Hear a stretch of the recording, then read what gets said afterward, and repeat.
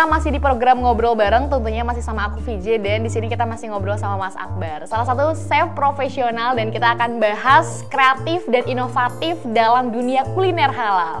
Nah, Mas Akbar, tadi kalau kita tadi udah ngomongin soal perjalanan karirnya Mas Akbar di dunia chef di luar negeri ya. Nah, sampai pada akhirnya sekarang Mas Akbar kan salah satu CEO co-founder dari Fruta Gelato di Bali. Nah, itu sejak kapan sih Mas? Maksudnya dari keluar negeri sampai pada akhirnya sekarang stay in Indonesia.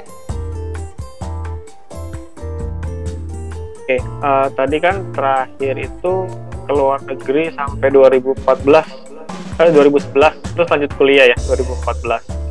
Nah, dari 2014 itu pas lulus itu sempat berpikir sih, kenapa nggak bisa memajukan negara sendiri ya, dengan kulinernya, dengan istilahnya kita bisa lebih berguna bagi negara sendiri gitu ya. Walaupun banyak chef yang berpikiran bahwa kerja di luar negeri gajinya lebih menggiurkan gitu daripada di dalam negeri, tapi di situ coba-coba mempelajari gimana untuk bisa berkarya di dalam negeri. Nah, akhirnya coba ke perusahaan menjadi technical advisor tuh di perusahaan selai, perusahaan keju, dan perusahaan coklat untuk pegang daerah Jawa Barat, daerah Bali Nusa Tenggara, nasional, sampai untuk di perusahaan keju itu sempat pegang wilayah Brunei dan Filipina.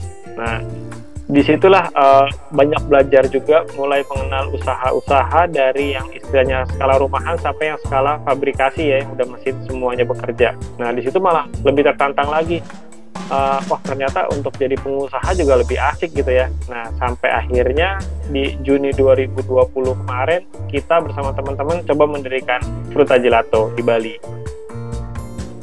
Itu berarti kurang lebih sampai sekarang udah berapa tahun tuh? Fruta, kita mendirikan Fruta itu di bulan Juni 2020 saat pandemi. Kita mendirikan idenya. Yang baru ya? Iya. Nah, tapi ngomongin soal gelato itu gimana sih sampai pada akhirnya terbuat si Fruta Gelato itu? Oke, kenapa kita pilih gelato ya? Nah, yang pertama adalah kita melihat gini, banyak istilahnya yang datang ke Bali ini kan istilahnya mayoritas muslim kan banyak ya, dan di Bali kan terkenal orang kalau ke Bali ya selain menikmati keindahan alamnya juga, tapi juga pengen makan gelato ya. Nah, di sini kita melihat sebuah kesempatan untuk mendirikan suatu perusahaan gelato yang memiliki label halal MUI, karena kita pengen informasikan juga ke orang-orang, tidak semua gelato ini halal untuk dikonsumsi. Harus melihat dulu apakah mengandung sesuatu yang istilahnya yang tidak diperbolehkan dalam syariat Islam atau tidak. Nah, makanya di sini Fruta coba mengambil kesempatan untuk masuk ke pasarnya gelato yang notabene di Bali ini banyak dikuasai oleh orang-orang bule sih yang memiliki gelato itu sendiri. Jadi kalau stigma orang gelato kayak mungkin belum tercap MUI, nah ini di Fruta Gelato di Bali ini menunjukkan bahwa si ini halal gitu dan sudah standar MUI itu ya Mas ya. Tapi apa sih yang membedakan mungkin kita nggak tahu ya kalau misalkan es krim tuh bisa dilihat halal dan enggaknya tuh dari mana gitu biasanya tuh kandungannya apa? Oke.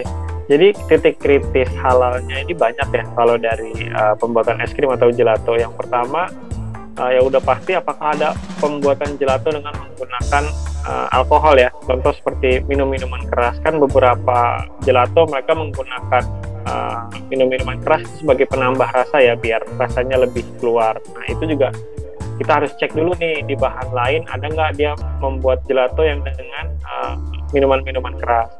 Lalu yang kedua, bahan baku yang digunakan sama si produsen ini sudah tersertifikasi halal atau belum.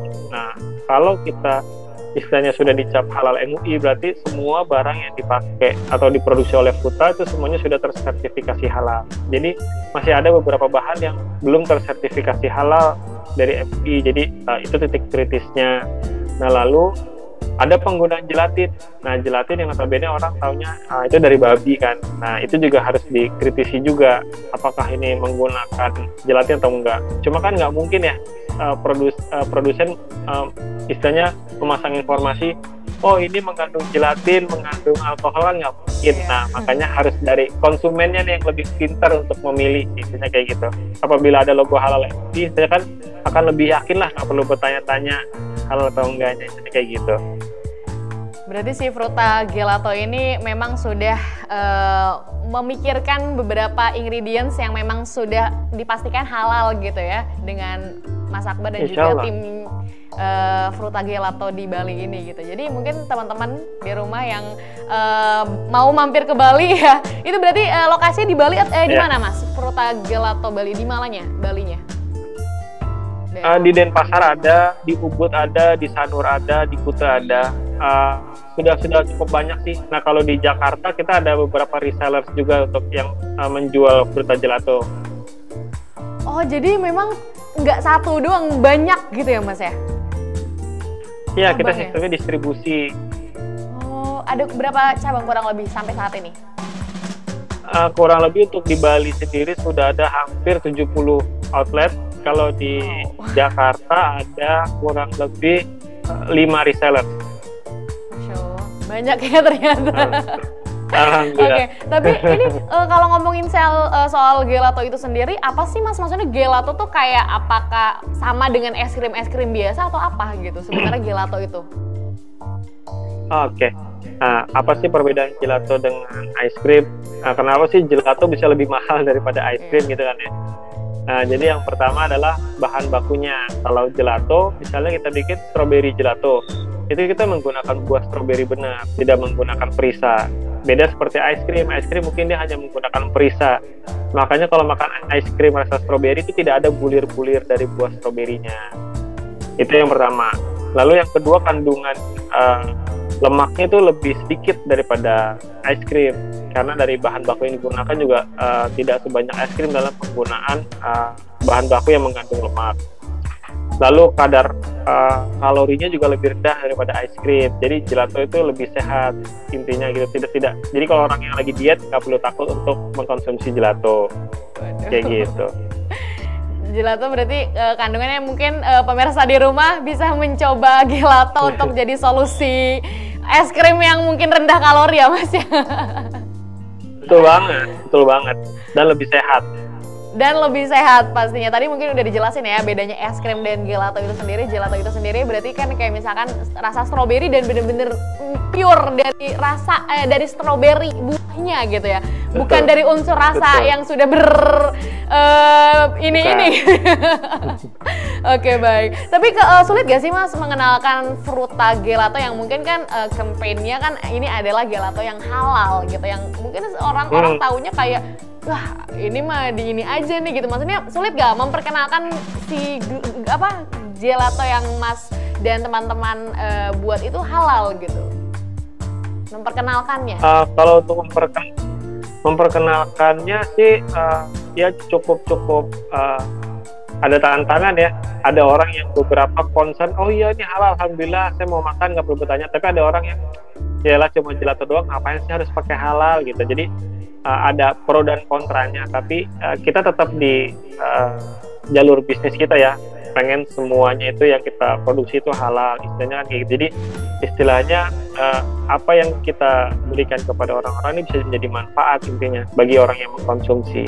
Kalau masalah susah enggaknya ya itu challenge bagi Fruta Gelato dan tim sih untuk lebih memperkenalkan bahwa oh makanan yang halal ini ternyata lebih enak dan istilahnya lebih bermanfaat. Itu sih ya, karena nggak cuman sekedar dinikmati oleh banyak orang, tapi juga kita benar-benar mengamanahkan bahwa semua bahan-bahannya dijamin halal gitu ya Mas ya. Betul.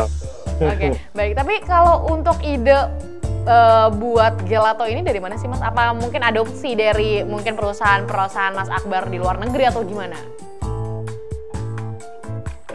Enggak sih, jadi awalnya ada beberapa teman yang ajakin bikin usaha, dan mereka ini pengen bikin usaha gelato tapi nggak ada yang bisa mengolah menjadi gelato. Akhirnya coba menghubungi saya, dan alhamdulillah saya lihat juga beberapa orang profesional yang ngajakin saya dan berkomitmen untuk bikin usaha. Ya udah, makanya kita coba kembangkan bareng-bareng dan melihat dari kesempatan yang ada aja sih, bahwa pasar gelato ini masih sedikit dan cukup bisa untuk memberikan profit yang lebih lah dibandingkan kita usaha es krim.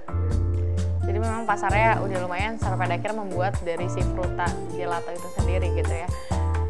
Oke, baik. Betul. Tapi inspirasi resep atau rasa tuh pure dari Mas Akbar atau mungkin ada adopsi dari beberapa referensi lain atau gimana tuh Mas?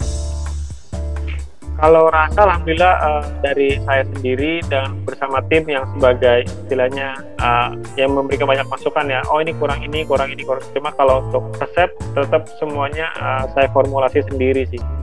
Waduh, luar biasa. Tapi beda nggak sih Mas? Maksudnya kalau yang kemarin-kemarin kan maksudnya pastry gitu dan es krim memang sudah ada. Maksudnya pastry juga bisa nyambung ke jenis es krim itu atau gimana? Atau memang kalau semua chef juga semua tahu rasa gitu atau gimana sih? Enggak, jadi gini, dulu kita kerja di bikin kue-kue gitu ya, terus kita sekarang bikin es krim. Nah, itu bisa memperkaya istilahnya improvisasi kita dan development ya. Contoh, sekarang Fruta punya gelato rasa strawberry cheesecake.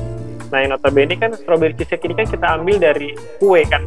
Orang taunya strawberry cheesecake ini kue. Nah, itu kita bikin menjadi bentuk gelato. Terus tiramisu itu kan kue. Nah, saya bikin jadi gelato rasa tiramisu. Nah, itu berkaitan sih kalau saya bilang. Soal rasanya ya, maksudnya yang berhubungan dengan si rasa kue itu sendiri yang memang sudah Mas Akbar memang sudah menggeluti di bidang pastry dan kue itu gitu ya justru. Tapi kalau soal rasa dari si gelato itu sendiri ada berapa sejauh ini? Kalau untuk Fruta sendiri sudah ada 24 rasa sampai saat ini. Oke. Nah, yang paling bestseller biasanya apa sejauh ini, Mas? Kalau bestseller tetaplah orang akan balik lagi ke coklat. Coklat ya? Coklat tetap nomor 1. Okay. Tapi berarti kalau Mas Akbar sekarang tinggal di Bali atau mungkin mantau dari rumah atau gimana? Saya di Bali, masih di Bali dan rencana Fruta juga akan melakukan pengembangan untuk pasar Jakarta insya Allah. Baik, tapi teman-teman juga mungkin yang mau nyoba Fruta Gelato juga sudah ada di Jakarta ya. Kebetulan kalau daerah Jabodetabek bisa mampir ke Jakarta. Kalau di Bali langsung ke Bali untuk jadi official si Fruta Gelato itu sendiri ya Mas. Betul. Oke, baik. Betul. Tapi Mas Akbar, ini kan sekarang udah banyak banget ya tantangan di dalam dunia kuliner gitu ya. Mungkin pesaingnya banyak gitu, ice cream gitu ya, dengan mungkin brand-brand yang sudah ternama gitu. Gimana melihat pesaing bisnis apalagi di bidang ya es krim gitu ya? Kalau terkait melihat bagaimana itu balik lagi kepada diri kita ya. Bagaimana kita mempersiapkan diri kita untuk siap bersaing dengan para kompetitor ya. Nah, makanya kita sebagai co-founder, founder, dan juga sebagai chef, kita harus terus melatih diri kita, mengembangkan skill diri kita untuk terus bisa beradaptasi terhadap perubahan-perubahan dari perilaku konsumen. Nah, itu yang dilakukan oleh saya dan teman-teman. Jadi bukan hanya sekedar bikin produk, jualan, tidak. Tapi kita belajar bagaimana strateginya untuk penetrasi pasar dan lain-lain. Jadi kompetitor itu adalah pemacu kita untuk lebih memantaskan diri untuk bisa lebih baik dari mereka. Jadi kalau tidak ada kompetitor itu seakan sepertinya adalah nggak perlu belajar, pasarnya udah punya kita. Jadi alhamdulillah dengan adanya kompetitor, para founder dan co-founder ini menjadi lebih tergerak untuk lebih istilahnya menimba ilmunya lah biar pantas untuk ada di pasar Indonesia. Justru banyaknya kompetitor kita jadi bisa improvement untuk apa nih ya, mencari branding dari si perusahaan yang kita pegang itu sendiri mungkin ya Mas Akbar. Tapi tantangannya apa terbesar, maksudnya tantangan terbesar dalam menjalani bisnis ini nih Mas? Kalau tantangan terbesar pasti adalah istilahnya amanah dari para investor yang sudah istilahnya menginvestasikan modalnya untuk membangun Fruta ya. Jadi amanahnya itu yang sangat susah dan sangat istilahnya perlu kita jaga, karena kan ya kita tahu lah, kadang karena uang persahabatan bisa rusak, kadang karena uang kekeluargaan juga bisa putus tali silaturahmi. Jadi amanah untuk menjaga biar Fruta itu tetap sustainable, bertahan, dan terutama bagaimana cara kita bisa memakmurkan staff-staff pekerja yang ada di Fruta sih. Jadi kita lebih orientasinya bisa bermanfaat bagi orang lain sih. Luar biasa. Mas Akbar, kita akan jeda terlebih dahulu untuk membahas sesuatu hal yang pastinya lebih dalam lagi. Tapi kita akan jeda dulu Mas Akbar sebentar. Pemirsa juga jangan kemana-mana, tetap di Ngobrol Bareng.